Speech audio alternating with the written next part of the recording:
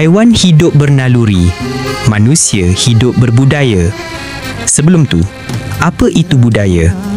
Jika yang tergambar di kepala adalah tarian, makanan, busana dan tradisi, itu bermakna pengetahuan kita cetek tentang budaya.